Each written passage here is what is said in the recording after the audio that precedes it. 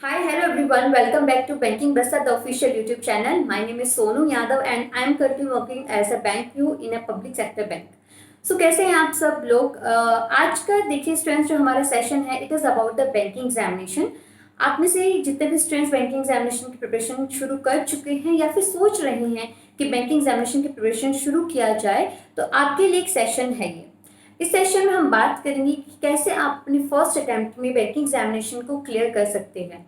आज के सेशन का मेन मोटिव रहेगा आपको एक राइट डायरेक्शन देना, एक राइट प्लानिंग बताना और आपको गाइड करना ताकि आप सही तरीके से अपनी प्रिपरेशन को मॉड्यूल कर पाएं। आप सब जानते हैं हमारे पूरे साल में 5 से 6 बैंकिंग एग्जामिनेशन होते हैं और आपके पास सबसे अच्छी अपॉर्चुनिटी है क्योंकि बैंकिंग एग्जामिनेशन में आपका जो सिलेबस है वो सारे एग्जामिनेशन के लिए आपका सिलेबस जो है वो सेम ही रहने वाला है। तो ऐसा कुछ नहीं है कि एसबीआई के लिए आपको अलग से पढ़ना है, आईबीपीएस पीओ के लिए आपका जो सिलेबस है वो चेंज हो जाएगा। दोनों का सिलेबस जो है वो बिल्कुल सिमिलर है। तो जो जो आप एसबीआई पीओ के लिए पढ़ रही हैं वही आपको आगे जाके आईबीपीएस पीओ में भी हेल्प करेगा। एंड यही रीजन है, आपने देखा होगा जब भी किसी स्टूडेंट्स का बैंकिंग एग्जामिनेशन क्लियर होता है तो वो एक साथ में 3-4 बैंकिंग एग्जामिनेशन क्लियर कर लेता है। ऐसा क्यों है? क्योंकि सारे जो एग्जामिनेशन होते हैं उनका सिलेबस जो है बिल्कुल सिमिलर होता है, इसलिए ईजी हो जाता है बाकी बैंकिंग एग्जामिनेशन को भी क्लियर करना। आज का सेशन आपको हेल्प करेगा गाइड करने के लिए। स्टेप वाइज हर एक पार्ट के बारे में बात करेंगे, हर एक स्टेजेस के बारे में बात करेंगे कि प्री के लिए कैसे प्रिपेयर करना है। फिर हम बात करेंगे मेंस के बारे में, आपके डिस्क्रिप्टिव सेक्शन के बारे में एंड आपके इंटरव्यू के बारे में भी यहाँ पर हम डिस्कस करेंगे। So the first thing that you keep in your mind is since आपको बैंकिंग एग्जामिनेशन को या फिर किसी भी एग्जामिनेशन को क्लियर करने के लिए कंसिस्टेंट होना पड़ेगा। आपको रेगुलरली पढ़ाई करनी पड़ेगी, चाहे आप कितनी भी बार फेल हो रहे हो, लेकिन आपका हर एक फेलियर जो आप फेस कर रहे हैं वो आपको स्ट्रॉन्ग बना रहा है आने वाली सिचुएशंस के लिए, आने वाले एग्जामिनेशंस के लिए। क्योंकि आज आप एक जो गलती आज आप कर रहे हैं उस गलती से सीखिए और उसको हमें आगे जाके रिपीट नहीं करना है। So the first thing is कि हमें कंसिस्टेंट रहना है, आगे कितने भी फेलियर्स आए लेकिन हमें गिव अप नहीं करना है। आज के सेशन में हम बात करेंगे कि आपको क्या पढ़ना चाहिए, कहाँ से पढ़ना चाहिए और उसको पढ़ना कैसे है। बैंकिंग एग्जामिनेशन जो हमारे हैं वो बाकी एग्जामिनेशन से थोड़ा डिफरेंट है, क्योंकि अगर बैंकिंग एग्जामिनेशन का प्रिपरेशन कर रहे हो तो एक बात आपको ध्यान रखनी चाहिए कि आपको जो पढ़ाई करनी है वो ऑनलाइन करनी है, ऑफलाइन नहीं करनी है। क्योंकि बैंकिंग में क्या होता है एग्जामिनेशन में, वो लेटेस्ट पैटर्न आपके क्वेश्चंस पूछे जाते हैं, पैटर्न जो है वो बार बार चेंज होता रहता है। इसलिए ज़रूरी है कि आप जो भी लेटेस्ट चीज़ें चल रही हैं उससे अपडेटेड रहें। अपडेटेड आप कहाँ से रहेंगे? आप ऑनलाइन जो कंटेंट अवेलेबल है उसी से आप अपडेटेड रह सकते हैं। क्योंकि जो बुक्स हैं, बुक्स में दिया गया जो सिलेबस है, जो मटेरियल है वो जनरली आउटडेटेड ही होता है। इसलिए आपको पढ़ना कैसे है? फर्स्ट थिंग आपको ऑनलाइन पढ़ना है। सेकेंड थिंग आपका एक बात आप अपने माइंड में अभी क्लियर कर लें। जनरली हमारा थॉट क्या होता है कि प्री एग्जामिनेशन क्लियर करना इजी है लेकिन मेंस एग्जामिनेशन क्लियर करना मुश्किल है। आप में से काफ़ी ऐसे स्टूडेंट्स हैं जिनका प्री एग्जामिनेशन क्लियर हो जाता है लेकिन मेंस एग्जामिनेशन क्लियर नहीं हो पाता है। एक ये जो आपके माइंड में एक इमेज बन गई है कि मेंस एग्जामिनेशन डिफिकल्ट होता है, उस चीज़ को क्लियर करिए। बैंकिंग के केसेस में, बैंकिंग एग्जामिनेशन में जो सबसे ज़्यादा डिफिकल्ट मैं मानती हूँ, जो सबसे डिफिकल्ट स्टेज होती है वो आपका प्रीलिमिनरी एग्जामिनेशन होता है। प्रीलिम्स एग्जामिनेशन क्लियर करना मुश्किल है, मेंस एग्जामिनेशन क्लियर करना बहुत इजी है। क्योंकि प्री एग्जामिनेशन के टाइम में आपको कंपटीशन है वो काफ़ी मिलने वाला है स्टूडेंट्स। क्योंकि आपने देखा होगा हमारे प्री एग्जामिनेशन की कट ऑफ भी काफ़ी हाई जाती है। तो इसलिए आप अभी स्टेज वाइज फोकस करेंगे। मैंने जब एग्जामिनेशन के लिए प्रिपरेशन किया था तो मैंने स्टेज वाइज रखा था। मैंने ये नहीं सोचा कि मुझे अभी इंटरव्यू के लिए भी प्रिपेयर करना है, डिस्क्रिप्टिव के लिए भी मैं पढ़ लूँ, मेंस के लिए भी पढ़ लूँ, बट मैंने बस अपना एक टारगेट रखा कि हाँ मुझे सबसे पहले क्या करना है, मुझे प्री एग्जामिनेशन क्लियर करना है। ये अपने माइंड में क्लियर रखो, स्टेज वाइज फोकस करो। जब आपका प्री एग्जामिनेशन क्लियर हो जाए फिर अपना जो पूरा फोकस है वो किस पर लगा दो, मेंस एग्जामिनेशन पे लगा दो। ऐसे एग्जामिनेशन क्लियर होते हैं। अगर आप में से काफी स्टूडेंट्स यहाँ पर कमेंट करते रहते हैं कि मैम बताइए इंटरव्यू में कैसे क्वेश्चंस आते हैं, डिस्क्रिप्टिव में कैसे क्वेश्चंस आते हैं। सिंस आपको एक चीज़ समझनी पड़ेगी कि जब आपका टाइम आएगा डिस्क्रिप्टिव एग्जामिनेशन को देने का तो आप वो भी चीज़ें समझ जाओगे, उसके बारे में भी मैं आपके साथ डिस्कस करूंगी। But at this point of time जब आपका प्री एग्जामिनेशन क्लियर नहीं होना हुआ है, आपका 100% फोकस जो है वो ये होना चाहिए कि कैसे आपको प्री एग्जामिनेशन क्लियर करना है। प्री एग्जामिनेशन के आपकी कट ऑफ भी ज़्यादा जाने वाली है, ज़्यादा स्टूडेंट्स उसके लिए अपीयर होने वाले हैं, इसलिए प्री एग्जामिनेशन पे आप अपना 100% फोकस करें और उसको पहले क्लियर करें। जब आपका प्री एग्जामिनेशन क्लियर हो जाता है तो आपके पास अराउंड 1 मंथ होता है मेंस एग्जामिनेशन को प्रिपेयर करने के लिए, और जो इनफ टाइम है उस टाइम पीरियड में आप आराम से मेंस एग्जामिनेशन के लिए प्रिपरेशन कर सकते हैं। ओवरऑल अगर हम बात करें कि कितना टाइम पीरियड चाहिए बैंकिंग एग्जामिनेशन को क्लियर करने के लिए, आई विल सजेस्ट यू कि अगर आपको पता है कि क्या पढ़ना है, सारे क्वेश्चंस के आंसर्स आपके पास में हैं, अगर आपके माइंड में सारी बातें क्लियर हैं कि कहाँ से पढ़ना है, क्या पढ़ना चाहिए मुझे, क्या चीज़ें हैं जो नहीं पढ़ने वाली हैं, क्या चीज़ें हैं जो मुझे छोड़नी है, तो ऐसा अगर आपके माइंड में क्लियर हो जाता है तो आपको सिर्फ 3 से 4 महीने लगने वाले हैं बैंकिंग एग्जामिनेशन को क्लियर करने के लिए। लेकिन मोस्टली क्या होता है, हमारा ज़्यादा टाइम 1 से 1.5 साल इसमें क्यों निकल जाता है, क्योंकि हम इन क्वेश्चंस के ही आंसर हमें नहीं मिल पाते हैं। This is the one session जो आपके इन सारे क्वेश्चंस के आपको आंसर प्रोवाइड करेगा। So I hope this session will help you. और चलिए शुरू करते हैं प्री से और फिर लेकर चलते हैं आपको अपने फाइनल लिस्ट तक। चलिए ओवरऑल एग्जामिनेशन पैटर्न के बारे में बात करते हैं। देखिए हम ऑलरेडी बात कर चुके हैं कि हमारे पास ऑप्शंस क्या हैं। IBPS PO and clerk examination हमारा होता है। इसके अलावा हमारे पास जो ऑप्शन है वो है RRB PO and the clerk examination, ठीक है। इसके अलावा हमारे पास ऑप्शन क्या है, SBI PO है, SBI क्लर्क है। और फिर हमारे आ जाते हैं RB एग्जामिनेशन यानी RB assistant examination and the grade B examinations. ये थोड़े डिफरेंट होते हैं इन जनरल एग्जामिनेशन से। अब देखिए जो आपके बेसिक एग्जामिनेशंस हैं, ये सारे जो एग्जामिनेशन हैं इनमें पैटर्न क्या रहता है। फर्स्ट आपका जो सेक्शन है वो प्री है, सेकंड आपका क्या है, आपकी जो फर्स्ट स्टेज है वो प्री एग्जामिनेशन है, सेकंड जो स्टेज है वो मेंस एग्जामिनेशन है, फॉर क्लरिकल एग्जामिनेशन, ठीक है। क्लरिकल एग्जामिनेशन में सिर्फ आपके 2 स्टेजेस होती हैं, लेकिन अगर आप PO एग्जामिनेशन दे रहे हैं तो मेंस के साथ में आपका क्या होने वाला है, डिस्क्रिप्टिव टेस्ट भी होने वाला है। IBPS PO के केस में सिर्फ आपका इंटरव्यू होता है, लेकिन SBI PO की अगर बात करें तो उसमें इंटरव्यू के साथ क्या होता है, ग्रुप डिस्कशंस भी होते हैं। अगर आप IBPS PO या SBI PO बनने की सोच रहे हैं तो आपको ये 4 स्टेजेस जो हैं उनको क्लियर करना पड़ेगा, तभी जाकर आप क्या बन पाएंगे, एक बैंक PO बन पाएंगे। Okay students, now the thing is, अब ये जो आपकी स्टेजेस हैं उनको डिटेल में आज के सेक्शन में हम बात करने वाले हैं कि हर एक स्टेज को आपको कैसे प्रिपेयर करना है। भी काफ़ी आप में से स्टूडेंट्स हो गए हैं जिनका प्री एग्जामिनेशन क्लियर नहीं होता है, कुछ ऐसे स्टूडेंट्स हैं जिनका प्री एग्जामिनेशन तो क्लियर हो जाता है लेकिन वो मेंस में पीछे रह जाते हैं, ठीक है, मेंस क्लियर नहीं कर पाते हैं। सो आपके हर एक सेक्शन के बारे में हमारी बात करेंगे और फाइनली आपको पहुँचाएंगे आपकी फाइनल लिस्ट तक जिसमें आपका नाम होगा, ठीक है स्टूडेंट्स।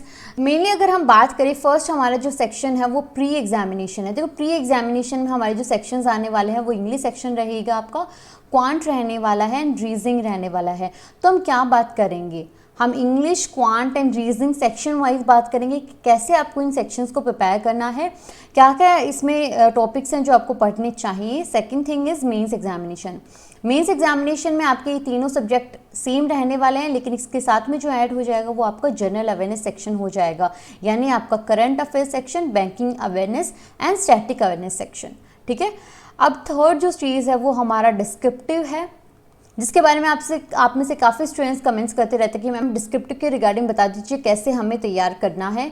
और फाइनल आपका बात कर लेंगे हम कि इंटरव्यू में आपसे क्या चीज़ें पूछी जाती है, क्या वो इंटरव्यूअर आपसे एक्सपेक्ट करता है। So this is all in one session, okay. हर एक डाउट आपका आई होप इस सेशन के थ्रू क्लियर हो जाएगा। तो हम सबसे पहले मूव करेंगे हमारे इंग्लिश सेक्शन पे। इंग्लिश सेक्शन में प्री एग्जामिनेशन और आपके मेंस एग्जामिनेशंस में क्या टॉपिक्स हैं जो आपको पढ़ने हैं, कहाँ से पढ़ना है और कैसे आप उसको प्रिपेयर करें, तैयारी कैसे करें। हमारा सेक्शन इंग्लिश लैंग्वेज रहने वाला है। देखिए अगर हम बात करें प्री एग्जामिनेशन की एंड द मेंस एग्जामिनेशन, ठीक है, दोनों ही एग्जामिनेशन में आपसे इंग्लिश लैंग्वेज से रिगार्डिंग क्वेश्चंस पूछे जाने हैं। ये आपका एक सेक्शन आपको देखने को मिलेगा। फॉर दोज स्टूडेंट्स जो हिंदी मीडियम से हैं, आज के सेशन में आप मानकर चलिए आप सब सेम लेवल पर हैं। अगर आप बैंकिंग एग्जामिनेशन की प्रिपरेशन शुरू कर रहे हैं, दैट डजेंट मैटर कि आपने स्कूल में कितने मार्क्स स्कोर किए हैं, आपने कॉलेज में आप अगर टॉपर रहे हैं या फिर आप वीक स्टूडेंट थी, दैट डजेंट मैटर हियर। यहाँ कोई मैटर नहीं करती ये चीज़ें। यहाँ पर जो हैं स्टूडेंट्स वो सब सेम लेवल पर हैं। आज के बाद आप क्या करने वाले हैं, आज के बाद आप कैसे प्रिपेयर करने वाले हैं, if you are working hard, क्या आप हार्ड वर्क करने के लिए तैयार हैं, क्या आप पढ़ाई करने के लिए तैयार हैं, क्या आप मेहनत करने के लिए तैयार हैं, तो डेफिनेटली आप, ये भी एक ऐसा सब्जेक्ट है जिसको आप इजीली कर सकते हो, ठीक है। तो ऐसे नहीं सोचना कि हिंदी मीडियम स्टूडेंट्स के लिए ये डिफ़िकल्ट टास्क है इंग्लिश लैंग्वेज। ओके, देखिए pre examination and the mains examination. अब देखिए बात क्या है, हमारे इंग्लिश लैंग्वेज जो सेक्शन है उसको 3 सेक्शंस में हम यहाँ पर डिवाइड करेंगे। एक आ जाता है आपके एग्जामिनेशन में रीडिंग सेक्शन आता है, सेकेंड आपका आ जाता है grammar portion, and the third one is vocabulary. English section को स्ट्रॉन्ग करने के लिए आपको 3 सेक्शंस पर ध्यान देना होगा स्टूडेंट्स। ये किसी भी एग्जामिनेशन आप देखेंगे, जितने भी हमारे कॉम्पिटिटिव एग्जामिनेशन होते हैं, इंग्लिश के लिए हर एक एग्जामिनेशन के लिए सेम स्ट्रेटजी है, कुछ भी वहाँ पर चेंज नहीं होने वाला है, क्योंकि इंग्लिश लैंग्वेज हर एक सब्जेक्ट हर एक एग्जामिनेशन में सेम ही होती है। अब देखिए हमें क्या सेक्शंस हमें प्रिपेयर करना है, रीडिंग करना है, ग्रामर करना है, वोकैबुलरी करना है। रीडिंग क्यों करना है, क्योंकि हमारे एग्जामिनेशन में आने वाला है रीडिंग कॉम्प्रीहेंशंस, यानी एक पैराग्राफ जिसमें से आपसे क्या पूछे जाएंगे, क्वेश्चंस एंड आंसर्स आपको वहाँ पर पूछे जाएंगे, ठीक है। क्वेश्चंस आपको दिए होंगे जिनका आपको आंसर करना है, तो इसलिए हमें रीडिंग करना जरूरी है। सेकेंड थिंग, आपको ग्रामर क्यों पढ़ना है, क्योंकि ग्रामर से रिलेटेड आपके जो क्वेश्चंस आएंगे स्टूडेंट्स वो क्या आएंगे, एरर डिटेक्शंस आएंगी, आपका वर्ड रीअरेंजमेंट्स आएंगे, आपके सेंटेंस इंप्रूवमेंट्स रहेंगे, पैरा जंबल्स हैं वहाँ पर, and fill in the blanks. So in topic से जो आपके क्वेश्चंस आते हैं तो इसके लिए आपको क्या करना पड़ेगा, आपको अपना ग्रामर पोर्शन स्ट्रॉन्ग करना पड़ेगा। क्लियर है। Now the third thing is vocabulary. Vocabulary हमें क्यों चाहिए, देखिए स्टूडेंट्स, आप में से काफ़ी स्टूडेंट्स ऐसे होंगे जो ये बोलते हैं कि हम एडिटोरियल्स पढ़ते हैं या फिर कोई भी चीज़ पढ़ते हैं, कोई भी टॉपिक अगर हम पढ़ रहे हैं, ऐसे पढ़ रहे हैं, तो हमें वो समझ नहीं आता है। ऐसा क्यों होता है आपके साथ में, क्योंकि आपको वहाँ पर उस सेंटेंस में, उस एक लाइन में जितने भी वर्ड्स दिए गए हैं, उन सारे वर्ड्स का आपको अगर मीनिंग नहीं पता है तो आप वो लैंग्वेज नहीं समझ पाएंगे।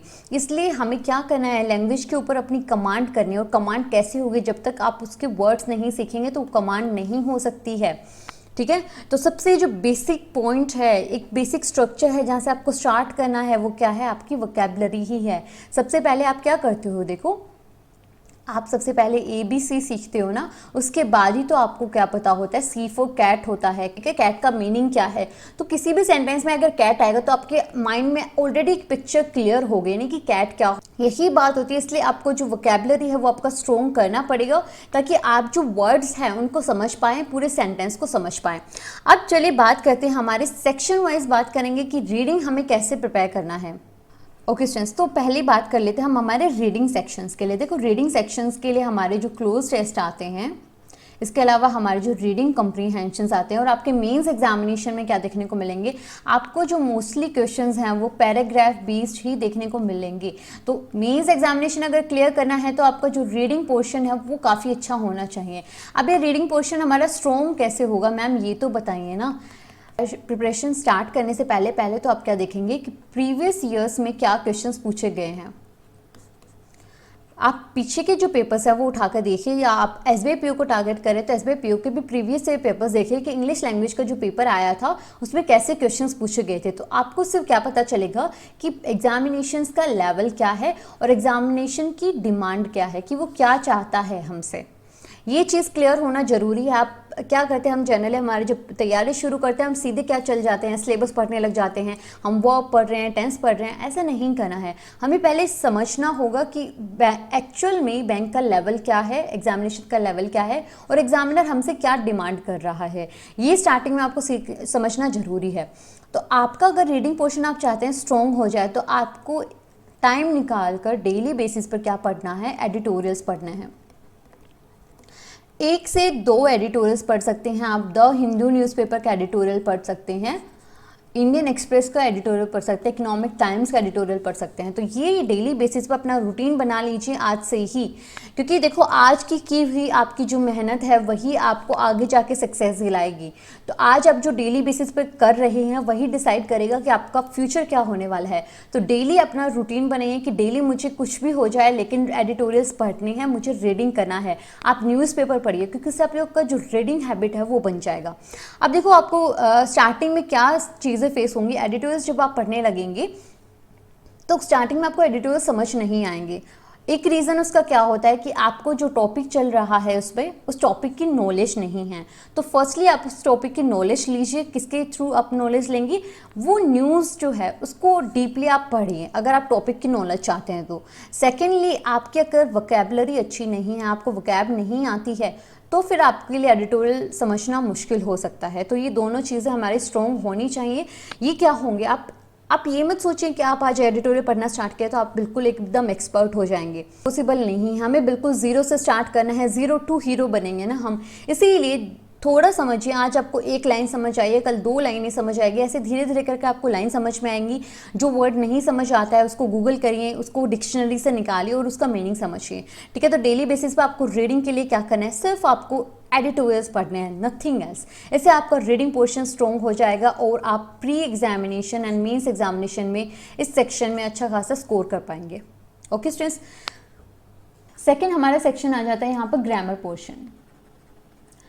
आप हमारे अपने प्री एग्जामिनेशन में देखेंगे तो आपको जो क्वेश्चंस देखने को मिलने वाले हैं, इवन आपके मेंस एग्जामिनेशन में भी सेम क्वेश्चंस आएंगे, आपके एरर डिटेक्शंस आएंगे।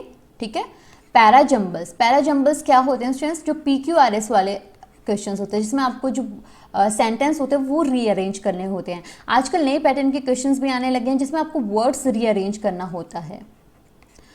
Now the third thing is sentence improvement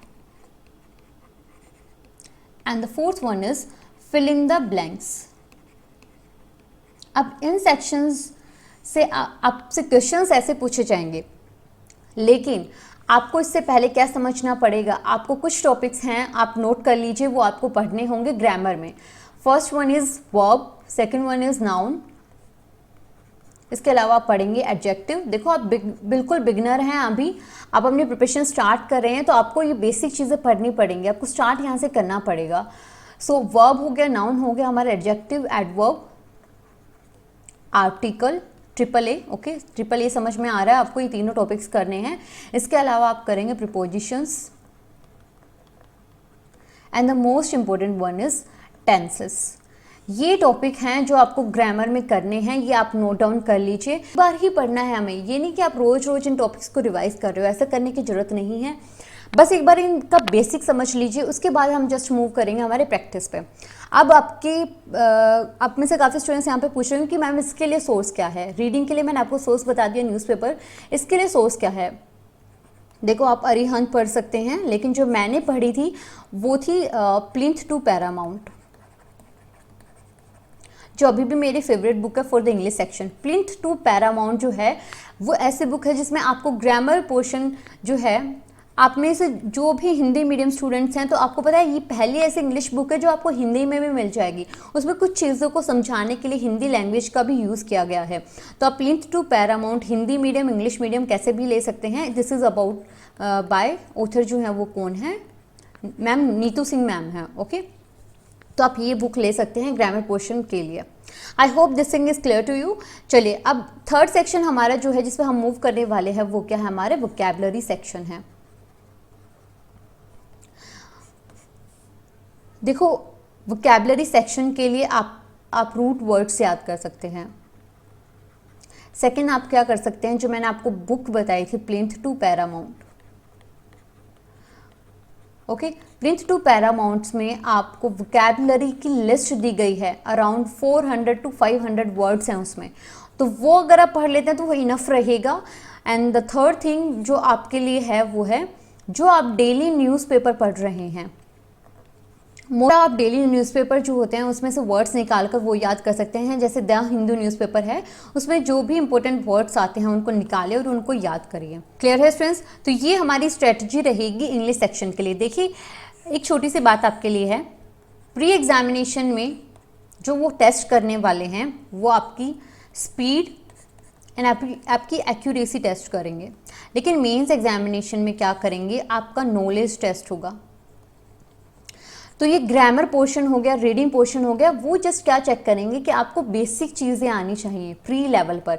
लेकिन मेंस लेवल पर अगर आपको टॉपिक की डीपली नॉलेज है तभी आप वो क्वेश्चंस को ठीक कर पाएंगे। अगर आपने रीडिंग अच्छे से किया है तभी आप मेंस लेवल के क्वेश्चंस कर पाएंगे। इसलिए अभी ये मत सोचो कि आपको मेंस के लिए पढ़ना है, आप ये सोचो कि अभी आपको प्री क्लियर करना है, क्योंकि प्री में कंपटीशन ज़्यादा है, प्री क्लियर करना ज़्यादा मुश्किल है। ठीक है। एंड मैं ये जो स्ट्रैटेजी बता रही हूँ आपको, जी को बातें बताइए मैंने खुद फॉलो किए हैं। एंड आपको पता है 30 मार्क्स का हमारा एग्जामिनेशन होता है, मेरे 25 to 29 मार्क्स भी आए हुए हैं। जनरली मेरे इतने ही मार्क्स रहते थे इंग्लिश लैंग्वेज में। So that was the strategy जो मैंने अपने लिए फॉलो की थी। देखो प्रैक्टिस के लिए आप क्या करेंगे, फर्स्टली सुबह सुबह आप डेली बेसिस पर क्या पढ़ेंगे, डेली एडिटोरियल्स पढ़ेंगे। ओके, एडिटोरियल से ही आपका क्या हो जाएगा, साथ में वोकैब भी क्लियर हो जाएगा। सेकंड आप क्या करेंगे, हाथ से ही कोई अपना एक टॉपिक उठा लीजिए जो आपको पढ़ना है ग्रामर में। और ये जो मैंने आपसे बुक बताई है ये आपको ऑनलाइन भी मिल जाएगी। तो ग्रामर में आप कोई भी टॉपिक उठाएंगे उससे रिलेटेड जो भी क्वेश्चंस हैं उनको करेंगे। और फिर थर्ड थिंग जो है वो आप करेंगे क्विजेस। क्विजेस आप कहाँ से कर सकते हैं, अडा 24/7 ऐप है, ग्रेडअप की ऐप है, जहाँ भी आपको क्विजेस मिल जाए इंग्लिश सेक्शन से रिलेटेड आप वो पढ़िए। इसके अलावा देखो अगर आपको कोई भी टॉपिक समझ नहीं आता है ग्रामर में तो आप यूट्यूब की हेल्प भी ले सकते हैं। क्लियर है इंग्लिश लैंग्वेज से रिलेटेड। आई होप आपको अभी कोई भी आपको डाउट नहीं रहा होगा इस सेक्शन में। और प्रीवियस ईयर पेपर्स को बिल्कुल इग्नोर ना करें कि जनरली प्रीवियस ईयर में जो क्वेश्चंस आए हैं उसी टाइप के क्वेश्चंस आपके आने वाले एग्जामिनेशंस में भी रिपीट होने वाले हैं, तो उस पर ज़्यादा ध्यान दें आप। जैसे अगर आपको इंग्लिश सेक्शन में कोई भी डाउट है तो आप यहाँ पर कमेंट सेक्शन में बता सकते हैं। इसके अलावा आप मुझे टेलीग्राम पर भी मैसेज कर सकते हैं जिसका लिंक जो है आपको डिस्क्रिप्शन बॉक्स में मिल जाएगा। रीजनिंग एबिलिटी, अगेन देखो pre and the means, till today मैं आपको बताती हूँ प्री जो एग्जामिनेशन है उसमें आपका स्पीड काफ़ी अच्छा होना चाहिए रीजनिंग के लिए। इसलिए आपके लिए ज़रूरी जो बात है वो यहाँ पर है कि आप डेली बेसिस पर रीजनिंग का प्रैक्टिस जरूर करें, डेली क्वेश्चंस जरूर करें। लाइक पजल्स जो हैं वो आप डेली बेसिस पर 1-2 पजल्स लगाएं ताकि आपका वो रूटीन बना रहे। मेंस लेवल पर क्या देखा जाएगा, आपकी स्पीड मैटर नहीं करेगी, आपके पास टाइम भी काफ़ी होगा, you will have plenty of time, but the thing that will matter कि आप वो क्वेश्चन सोल्व कर पाते हैं या नहीं कर पाते। एंड मेंस लेवल के पजल्स जो हैं वो हाई लेवल होते हैं, सब जानते हैं, लेकिन आपको क्या करना है उन हाई लेवल थिंग्स में से क्या निकालना है जो इजी क्वेश्चंस होते हैं, क्योंकि कोई भी एग्जामिनर होगा वो आपको सारे ही डिफिकल्ट क्वेश्चंस वहाँ पर नहीं देने वाले हैं। मेंस एग्जामिनेशन उसका क्लियर नहीं होता जो बड़े बड़े पजल्स बना देता है, मेंस एग्जामिनेशन उसका क्लियर होता है जो ईजी क्वेश्चंस को निकाल कर उनको अटैम्प्ट करता है, उसका मेंस एग्जामिनेशन क्लियर होता है। उसका मेंस एग्जामिनेशन में इंग्लिश रीजनिंग सेक्शन है उसमें मार्क्स आते हैं। देखो कुछ बेसिक टॉपिक्स हैं जो आपको पढ़ने हैं, दैट इज सिलोगिज्म। आप सब जानते होंगे, सबको पता है क्या क्या टॉपिक्स आने वाले हैं। आपका इनइक्वालिटी है, मिसलेनियस में आपका आ जाता है ब्लड रिलेशंस आ जाता है, अल्फा न्यूमेरिक्स आ जाते हैं। अल्फा न्यूमेरिक हमारी जो सीरीज है, के अलावा हमारा आता है डायरेक्शंस आती हैं, रैंक्स आ जाती हैं, ऑर्डर एंड रैंकिंग के क्वेश्चंस आ जाते हैं। एंड द फोर्थ वन हमारा जो मैक्सिमम सेक्शन पूछा जाता है वो क्या होता है, पजल सेक्शन होता है। आपके प्री एग्जामिनेशन में आपके 35 क्वेश्चन आएंगे और 35 में से अराउंड आपके 20 क्वेश्चंस जो हैं स्टूडेंट्स वो क्या रहेंगे, हमारे पजल सेक्शन से ही रहेंगे। कुछ शिफ्ट्स में क्या हो जाता है 25 क्वेश्चंस में पजल सेक्शन से पूछे जाते हैं, तो मैक्सिमम पोर्शन क्या आ रहा है हमारा, पजल सेक्शन आ रहा है। तो हम सबसे ज़्यादा प्रैक्टिस किसकी करेंगे, पजल सेक्शन की ही करेंगे, इसको बिल्कुल लाइटली नहीं लेंगे। लेकिन देखो पजल्स ऐसे आते हैं आपको बिल्कुल इजी लेवल के पजल्स देखने को मिलेंगे जो आप 2 से 3 मिनट में इजीली बना लोगे। इसके अलावा कुछ टॉपिक्स हैं जैसे हो गया आपका डाटा सफिशिएंसी हो गया है, 6th है आपका सीटिंग अरेंजमेंट्स हो गया। सो कुछ हाई लेवल क्वेश्चंस जो होते हैं लाइक आपका इनपुट आउटपुट हो गया है, तो ये हाई लेवल क्वेश्चंस जो हैं वो आपसे कब पूछे जाते हैं, मेंस में पूछे जाते हैं। काफ़ी बार देखा गया है कि इनपुट आउटपुट आपका प्री में भी पूछा गया है लेकिन वो इजी लेवल का रहेगा, तो ये वाले जो टॉपिक्स हैं वो आपके मेंस से पूछे जाते हैं। मेंस में जो आपका रीजनिंग सेक्शन होगा उसको बोला जाता है रीजनिंग एंड कंप्यूटर सेक्शन, लेकिन कंप्यूटर से आज तक कोई क्वेश्चन नहीं पूछा गया है। So you don't need to worry about that. School में कॉलेज में अगर पढ़ा है तो बेसिक चीज़ों के बारे में तो आप आंसर कर ही देंगे, एक्सपेक्ट कर सकते हैं 1 से 2 क्वेश्चन आपसे इस सेक्शन से पूछे जा सकते हैं। अब देखिए स्टूडेंट्स आप क्या करेंगे, आप पहले अपने जो बेसिक टॉपिक्स हैं उनको पढ़िए। जैसे जो भी मैंने आपको स्टार्टिंग में बताए थे, सिलोगिज्म हो गया, मिसलेनियस जो भी टॉपिक्स हो गए, उनको आप पढ़िए, उनका बेसिक समझिए। बेसिक कहाँ से समझेंगे आप? या तो आप यूट्यूब के थ्रू समझ सकते हैं या फिर आप कोई भी बुक परचेज कर सकते हैं, any book that you like. आप कोई भी करियर पावर की बुक ले सकते हैं। मैंने अपना जो बेसिक स्टार्ट किया था, मुझे सिलोगिज्म बिल्कुल नहीं आता था, तो मैंने कहाँ से बेसिक पढ़ा था? मैंने करियर पावर की जो बुक थी उससे पढ़ा था। तो आप वहाँ से पढ़ सकते हैं। वो सारे टॉपिक्स मैंने जो थे, मुझे इनपुट आउटपुट नहीं आता था, तो मैंने वो भी कहाँ से सीखा था? उन्हीं की बुक से सीखा था। So I am not recommending their books, but आप किसी भी ऑनलाइन ऑफलाइन कोचिंग जो है वहाँ से कोई भी बुक है वो परचेज कर सकते हैं रीजनिंग सेक्शन के लिए, और वहाँ से पढ़िए। ठीक है, पहले हमें क्या करना, हमारे जो बेसिक टॉपिक्स हैं उनको हमें अच्छे से डीपली समझना है, ताकि आपका एक भी कंसेप्ट जो है वो मिस ना हो। इसके अलावा पजल्स आ जाते हैं हमारे। देखो, puzzles and the seating arrangements. आप मैं मान रही हूँ आप एक बिगनर हैं, तो आपको बेसिक समझना पड़ेगा। आप अगर ये सोच रहे हैं कि पहली बार में आप पजल लगा लेंगे, तो ऐसा पॉसिबल नहीं है। इट विल टेक टाइम, आपका टाइम लगेगा पजल्स को बिल्कुल मास्टर करने में। लेकिन आपको पता है, हर एक स्टेज पर हर एक जो नई चीज़ हम सीखते हैं उसमें हम क्या होते हैं, स्टार्टिंग में एक बिगिनर होते हैं, लेकिन धीरे धीरे विद प्रैक्टिस हम क्या बन जाते हैं, उसमें एक्सपर्ट बन जाते हैं। तो यही बात आपकी पजल सेक्शन के साथ में भी है। आज आप बिगिनर हैं, आज आप में एक हैबिट होनी चाहिए लर्निंग। आपको सीखने की हैबिट होनी चाहिए। अगर आप सीखना चाहते हैं तो कोई भी चीज़ मुश्किल नहीं है, कोई भी टॉपिक मुश्किल नहीं है। तो पजल सेक्शन बिल्कुल इजी हो सकता है अगर आप सीखना चाहते हैं तो। सब जानते हैं कि हमारे जो रीजनिंग सेक्शन में मैक्सिमम क्वेश्चन आने वाला है वो पजल्स एंड सीटिंग अरेंजमेंट्स ही रहेगा। तो आपका प्री लेवल में जो इनका लेवल रहने वाला है और मेंस में जो इनका लेवल रहने वाला है वो बिल्कुल डिफरेंट रहेगा प्री एंड मेंस एग्जामिनेशन में। प्री लेवल में आपको क्वेश्चन जो है वो ईजी देखने को मिलेंगे, यहाँ पर आपको डिफिकल्ट लेवल क्वेश्चन देखने को मिलेंगे। ये क्वेश्चन आपके 2 से 3 मिनट में सोल्व हो जाएंगे और ये क्वेश्चन आपके लेंगे 10 to 15 मिनट्स। अब होता क्या है, हम क्या सोचते हैं अभी से कि हम चलो मेंस लेवल के पजल्स लगाने लग जाते हैं, क्योंकि अगर हम हाई लेवल लगाएंगे तो हम लो लेवल तो क्वेश्चंस कर ही लेंगे। लेकिन इससे होता क्या है स्टूडेंट्स, जब आप हाई लेवल पजल्स लगाने लग जाते हैं, जब आप डेली बेसिस पे ऐसे पजल्स लगा रहे हो जो आपको 10 to 15 मिनट्स ले रही हैं, तो अब जब आपको प्री एग्जामिनेशन होगा, जब आपके क्वेश्चंस आएंगे तो आप उसमें क्या लोगे, 7 to 8 मिनट्स लोगे, जो क्वेश्चन आपका 2 मिनट में सोल्व हो सकता था। क्यों? क्योंकि आपकी हैबिट ऐसी बन चुकी है क्वेश्चंस को ज़्यादा टाइम में सोल्व करने की। तो ऐसा हमें नहीं करना है। जब हमारा प्री एग्जामिनेशन नहीं हुआ है तो हम क्या करेंगे, सिर्फ इजी लेवल पजल्स लगाएंगे। मेंस के लिए आपको मिलेगा अराउंड 1 मंथ, और 1 मंथ आपका इनफ है इन डिफिकल्ट लेवल पजल्स को प्रैक्टिस करने के लिए। सो ये गलती बिल्कुल ना करें कि अभी से आप बहुत हाई लेवल के क्वेश्चंस लगा रहे हैं। एटलीस्ट आपका जब 1 से 2 महीने का टाइम हो, if you have 1 to 2 months, then start practising with the easy questions, जो आपके क्या रहेंगे, प्री लेवल के क्वेश्चंस रहेंगे।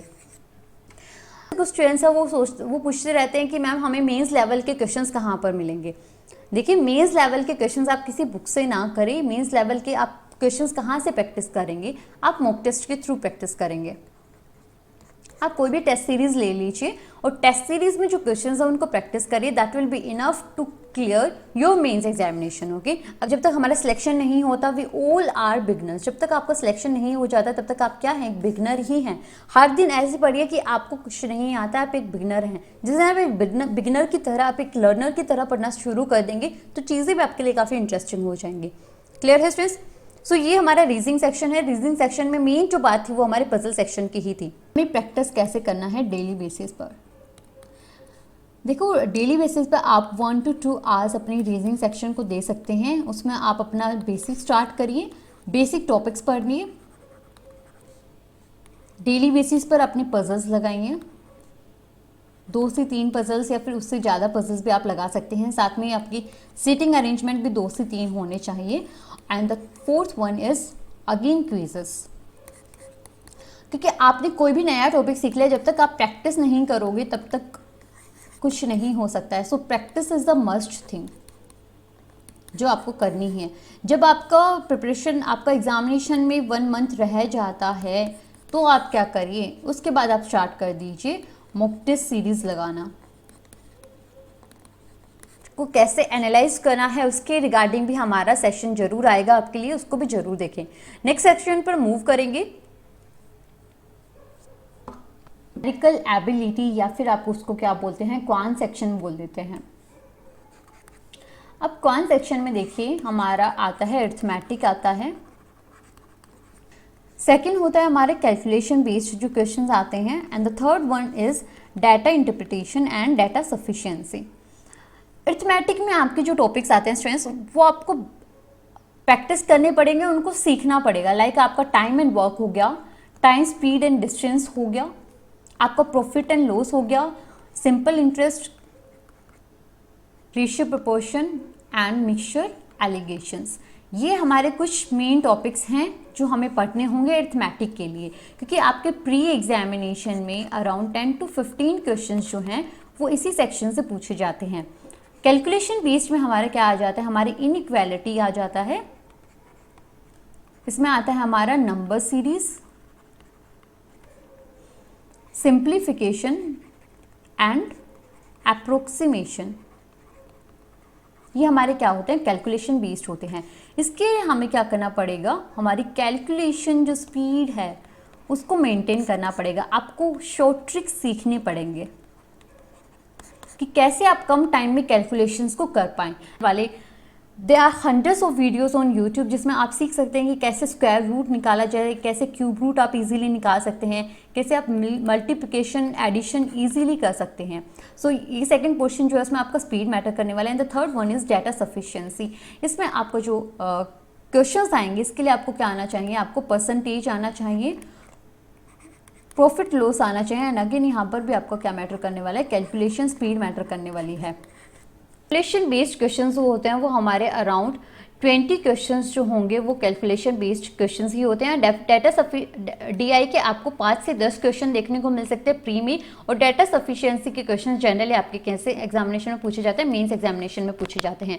सो these are some of the topics जो हमें कवर करने हैं for the numerical ability section. अब नेक्स्ट हमारा बात आती है कि हमें पढ़ना कहाँ से है। अगर आप बुक के लिए पूछ रहे हैं तो अरिथमेटिक के लिए आप पढ़ सकते हैं through the book by Neetu Singh. Neetu Singh KD campus की जो बुक है उससे आप पढ़ सकते हैं। क्यों? क्योंकि वो आपको बताएगी शॉर्ट ट्रिक्स।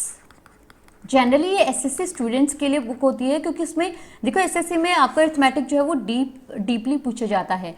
सो अरिथमेटिक के लिए आप जो बुक रिकमेंड करूंगी मैं वो ये वाली बुक है। आप कोई और बुक से पढ़ रहे हैं दैट इज़ गुड। अगर उसमें शॉर्ट ट्रिक्स आपको बताए गए हैं तो आपको शॉर्टकट मेथड्स बताए गए हैं क्वेश्चंस को सोल्व करने के लिए, क्योंकि वही आपको एट लास्ट आपके एग्जामिनेशन में हेल्प करेंगे, क्योंकि हमारा जो मेन मोटिव है वो क्या है, स्पीड है। सो शॉर्ट ट्रिक्स आपको वहाँ से सीख सकते हैं। कैलकुलेशंस के लिए आप प्रैक्टिस कर सकते हैं through the practice sets and the quizzes. For the DI section and data sufficiency, आपको एक टीचर जो मैं रिकमेंड करूँगी वो कौन है, सुमित सर हैं। वो आप काफ़ी बार पूछते रहते कि मैम हमें क्वांट सेक्शन कौन अच्छा पढ़ा सकते हैं, तो जिनसे मैं खुद पढ़ी हूँ वो सुमित सर थे। सुमित सर फ्रॉम अड्डा 24/7, आप उनसे पढ़ सकते हैं। उन्होंने जो डीआई के कंसेप्ट्स बताए हैं वो काफ़ी अच्छे हैं, तो उनकी प्रीवियस वीडियोस जो हैं वो भी आपको मिल जाएंगी यूट्यूब पर ही। यूट्यूब पर आप सर्च करेंगे डीआई बाय सुमित सर तो आपको काफ़ी सारी वीडियोज़ मिल जाएंगी, तो आपके उनके थ्रू डीआई सेक्शन पढ़ सकते हैं। इवन अरिथमेटिक के भी उन्होंने काफ़ी अच्छे ट्रिक्स बताए हैं। जो फ्री क्लासेस है, टोटली फ्री क्लासेस हैं यूट्यूब पर, तो आप उनसे पढ़ सकते हैं, क्योंकि मैंने भी उन क्लासेस के थ्रू ही पढ़ा था। सो देखो ये हमारी बात होगी प्री एग्जामिनेशन की। मेंस में क्या होने वाला है, मेंस में आपका जो न्यूमेरिकल एबिलिटी सेक्शन है वो अ बिट डिफ़िकल्ट होता है। उसमें आपके जो क्वेश्चंस होते हैं वो हाई लेवल क्वेश्चंस होते हैं, तो उसके हमारे कंसेप्ट क्लियर होने ज़रूरी हैं। तो आप जो भी टॉपिक्स पढ़ें, लाइक टाइम एंड वर्क पढ़ें, जितने भी टॉपिक्स हैं उनको थोड़ा डीपली पढ़ें, ताकि आपको उनके जनरली उनके जो एसेंस है टॉपिक की वो पता चले। एंड अगेन आपको मेंस लेवल की अगर प्रैक्टिस करनी है तो किसके थ्रू करेंगे, आप मॉक टेस्ट सीरीज़ के थ्रू ही मेंस लेवल की प्रैक्टिस करेंगे। So these was some of the section जो हमारे प्री एग्जामिनेशन में पूछे जाते हैं। प्री एंड मेंस दोनों की मैंने आपको यहाँ स्ट्रैटेजी बता दी इन तीनों सेक्शंस के लिए। अब यहाँ पर हम बात करते हैं हमारे general awareness, current affair, banking awareness section की। इसके बाद में हम डिस्क्रिप्टिव और इंटरव्यू के बारे में भी बात करेंगे। देखो स्टूडेंट्स, हमारे 40 क्वेश्चंस जो हैं वो हमारे मेंस एग्जामिनेशन में पूछे जाएंगे जीए सेक्शन से। GA section general awareness consist of current affairs, banking awareness and the static awareness. अब स्टैटिक करंट अफेयर हमारा 6 to 8 मंथ्स का पूछा जाता है जनरल एग्जामिनेशन में, बट मोस्ट एक्सपेक्टेड क्या होता है हमारा लेटेस्ट 3 to 4 मंथ्स का करंट अफेयर पूछा जाएगा। बैंकिंग अवेयरनेस में आपसे क्या पूछा जाता है, जनरल बैंकिंग के क्वेश्चंस पूछे जाते हैं, बैंकिंग एब्रीवेशंस पूछे जाते हैं, बैंकिंग करंट अफेयर्स पूछा जाता है। स्टैटिक अवेयर्स में आपको स्टेट वाइज क्वेश्चंस देखने को मिलेंगे, लाइक नेशनल पार्क्स हो गए, वाइल्ड लाइफ सेंचुरीज हो गए, स्टेट गवर्नमेंट से रिलेटेड हो गए, स्कीम से रिलेटेड क्वेश्चंस हो गए, ऐसे क्वेश्चंस लाइक डांस फॉर्म्स हो गए हैं, आपके रिवर्स हो गए हैं, डैम्स हो गए हैं, ये क्वेश्चंस आपको स्टैटिक अवेयरनेस में देखने को मिलते हैं। करंट अफेयर कहाँ से पढ़े, करंट अफेयर के रिगार्डिंग एक पूरा स्ट्रेटजी वीडियोस जो है वो मैं आपको बता चुकी हूँ, जिसका ये लिंक जो है वो आपको यहाँ पर दिया गया है। तो करंट अफेयर से रिलेटेड आपको सारी डिटेल्स यहाँ पर मिल जाएंगी। बैंकिंग अवेयरनेस कहाँ से पढ़ना है, देखो बैंकिंग अवेयरनेस आप किसी बुक से भी पढ़ सकते हो, लेकिन बुक से बैंकिंग अवेयरनेस पढ़कर उसको समझना थोड़ा मुश्किल काम है। सो बैंकिंग अवेयरनेस के लिए अभी हमारी एक सीरीज़ आने वाली है, बैंकिंग अवेयरनेस सीरीज़, जो बिल्कुल फ्री क्लासेस रहेंगी आपके लिए यूट्यूब पर। सो वीक में 1 से 2 क्लासेस आपकी आएंगी, तो उन क्लासेस को अगर आप देखेंगे तो इस टोटल टॉपिक के बारे में आपको कोई भी टेंशन लेने की जरूरत है नहीं। So you need not to worry about this section. And the static awareness section जो है वो हमारे करंट अफेयर सेक्शन के ही थ्रू हम कंप्लीट करवा रहे हैं। तो देखो करंट अफेयर के लिए मैं आपको वीकली क्लासेस भी करवा रही हूँ एंड मंथली क्लासेस भी हमारी हो रही हैं, तो उससे आप अपना current affair and static awareness पढ़ सकते हैं। देखो बाकी आपके जितने भी सेक्शंस हैं, प्री लेवल मैंने आपको बोला पहले हमारा मेन फोकस क्या रहेगा, प्री लेवल पर रहेगा, लेकिन प्री के साथ में हमारा जो जनरल अवेयरनेस सेक्शन है वो हमें पढ़ते चलना है करंट अफेयर, क्योंकि करंट अफेयर जो है वो आपको मेंस लेवल में देखने को मिलेगा। और मेंस के टाइम पे आपके पास जो 1 मंथ रहेगा उस पर, उस टाइम पीरियड में आप ज़्यादा फोकस किस पर करेंगे, अपना reasoning section, English section and numerical ability पे ज़्यादा फोकस करना पड़ेगा, क्योंकि उनके हाई लेवल क्वेश्चंस आते हैं। तो इसके लिए आप क्या करें, अपना करंट अफेयर और जनरल अवेयरनेस सेक्शन को पहले से ही तैयार रखें, ताकि जब मेंस एग्जामिनेशन आए तो इनके रिगार्डिंग आप पहले से ही रेडी रहें। ठीक है, इसलिए हमारे जरूरी है कि हमारा करंट अफेयर सेक्शन हम पहले से ही पढ़ते चले। Next section is descriptive section. देखिए जब आपका प्री एग्जामिनेशन हो जाता है, क्लियर कर लेते हैं, उसके साथ आपका मेंस एग्जामिनेशन होता है, जिसका टाइम पीरियड अराउंड 3 आवर्स होता है।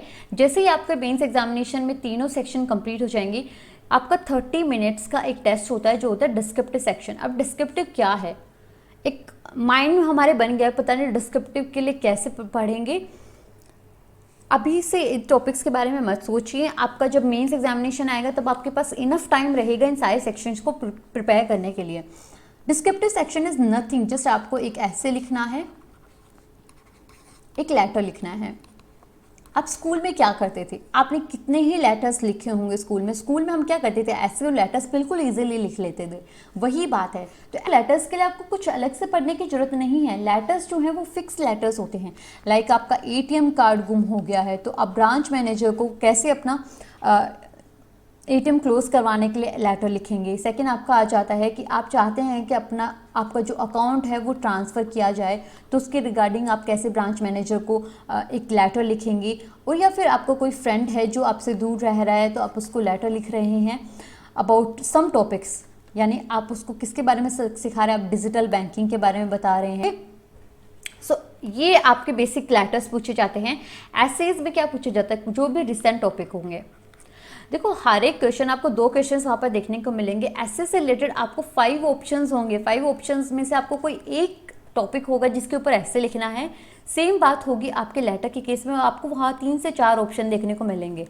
उसमें डिफ़िकल्ट ऑप्शंस भी होंगे, ईजी ऑप्शंस भी होंगे, तो आपके ऊपर है आप क्या चूज़ करना चाहते हैं। अब देखिए एसेज के लिए क्या है, आप जो डेली बेसिस पर आप जो डेली बेसिस पर मैंने आपको बताया था एडिटोरियल्स जो आप पढ़ेंगे, एडिटोरियल्स आपको हेल्प करेगा आगे जाके एसेज लिखने में, क्योंकि आपको उस टॉपिक की पहले से ही नॉलेज होगी जो आपके डिस्क्रिप्टिव सेक्शन में पूछा जाएगा। So the one thing that will matter here is your knowledge of the topic.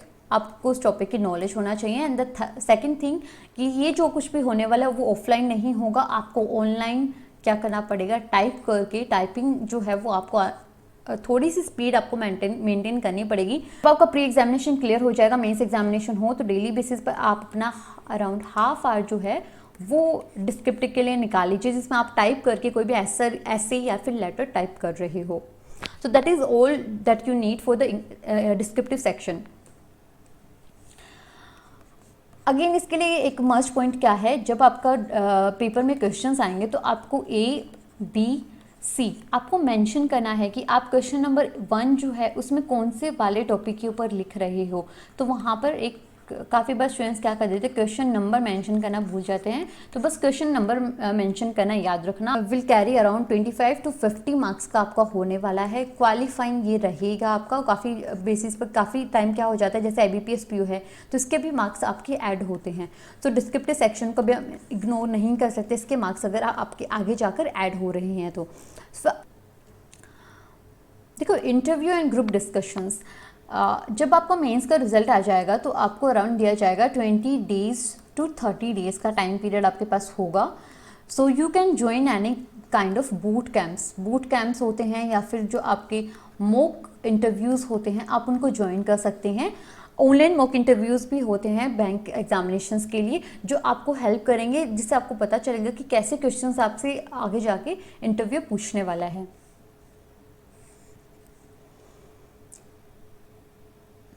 Interview के लिए कुछ चीज़ें मैटर करेंगी, वो है कि how you carry your self,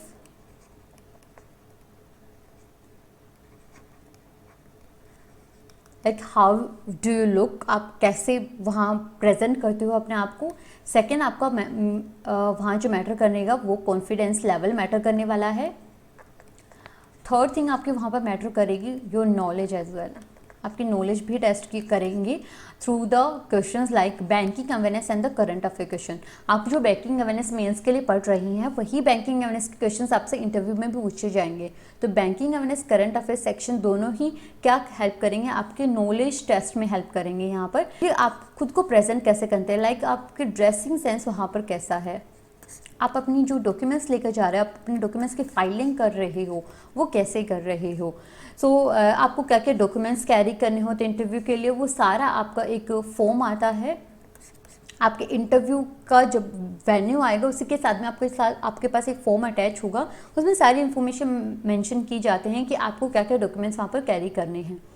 okay सिस, और जो आपसे क्वेश्चंस पूछे जाएंगे वो नॉलेज बेस्ड क्वेश्चंस होंगे, बैंकिंग करंट अफेयर्स से रिलेटेड क्वेश्चंस होंगे, बेसिक क्वेश्चंस हो सकते हैं जो आपके बारे में, आपकी फैमिली के बारे में आपसे पूछे जा सकते हैं। बेस्ट है वो मैं अभी तक नहीं दे पाया हूँ, अपना बेस्ट दीजिए, अपने आप पर बिलीफ रखिए एंड यू नो हर एक फेलियर जो आपकी लाइफ में आएगा उससे आपको कुछ ना कुछ सीखना है and that will make you a strong person. वो आपको रेडी कर रहा है आपके आने वाले चैलेंजेस जो आपकी लाइफ में उसी के लिए। सो ये फेलियर आ रहे हैं उनके लिए आपको थैंकफुल होना चाहिए लाइफ में, because these failures are making you strong for the coming challenges in your life. okay, so good luck for your future. I hope ये पूरी स्ट्रेटजी है इसने आपको काफ़ी हेल्प किया होगा। मैंने पूरी कोशिश की है जितनी भी टॉपिक्स से मैं आपको क्लियर करूँ। अगर कोई भी यहाँ पर बात है, कोई भी टॉपिक है जो हमने मिस कर दिया है, we will make a session on that as well, like आपका मॉक टेस्ट को कैसे आपको एनालाइज करना है and can you read editorials. ये छोटे छोटे टॉपिक्स हैं जिनके लिए हमें अलग से सेशन लाना पड़ेगा, सो उसके लिए मैं सेशंस लेकर आऊँगी। और अभी right now I am teaching you current affairs, तो आप अगर करंट अफेयर्स मेरे थ्रू पढ़ना चाहते हैं तो डेफिनेटली आप मेरी करंट अफेयर सेक्शंस को फॉलो कर सकते हैं and the banking awareness series will be out soon. So उसके लिए भी आपको चैनल को सब्सक्राइब करना पड़ेगा, कनेक्टेड रहना पड़ेगा। Okay, so thank you so much for watching this and I wish you a good luck. ये था हमारा आज का सेशन। देखिए, बैंकिंग एग्जामिनेशन या फिर कोई भी आपने अपना गोल अगर सेट किया हुआ है तो उसके लिए 99.9% आपकी मेहनत काम आने वाली है, और जो आपका लक है वो भी आपका साथ देना चाहिए, क्योंकि 0.1% ही सही लेकिन लक भी यहाँ पर मैटर करता है। क्योंकि आपने देखा होगा काफ़ी बार बहुत ज़्यादा इंटेलिजेंट स्टूडेंट्स, बहुत ज़्यादा पढ़ाई करने वाले स्टूडेंट्स पीछे रह जाते हैं, और जो कम पढ़ाई करते हैं तो जो एक एवरेज स्टूडेंट है वो एग्जामिनेशन क्लियर कर ले जाता है। तो ऐसा क्यों होता है? It depends on your mindset कि आपने अपना माइंडसेट कैसा बनाया हुआ है, आप अपने बारे में क्या सोच रहे हैं। द सेल्फ टॉक, जो आप खुद से बातें करते हैं, अपने बारे में क्या सोचते हैं, वही आपको आउटकम निकल कर आता है। ठीक है, सो जितना भी हो उतना पॉजिटिव सोचें, ये सोचें कि इस बार जो आपके एग्जामिनेशन देने वाले हैं वो आप डेफिनेटली क्लियर करेंगी, और ये ही माइंडसेट लेकर अगर आप चलेंगे तो डेफिनेटली आप एग्जामिनेशन क्लियर कर लेंगे। सो स्टूडेंट्स, ये था आज का सेशन। आई होप सेशन ने आपको काफ़ी हेल्प किया होगा। अगर सेशन आपको अच्छा लगा है, सेशन को लाइक और शेयर जरूर करें। Thank you so much and have a good day.